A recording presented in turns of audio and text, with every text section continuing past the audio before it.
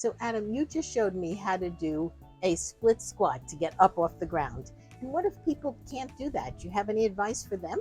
Absolutely. And it starts with having some sort of balance assistance that you can hang Ah, on to really build that confidence. And we'll just use our table. And remember, we want to keep that alignment of the thigh and the foot in line with each other. So I'm just going to hang on and slowly drop into this, keeping that alignment and building that strength and that confidence. hmm. Really putting lots of weight into the heel of this front leg so I can get the back of that hip to really do most of the work, not the quad, and just practice 10, 15 reps on each side.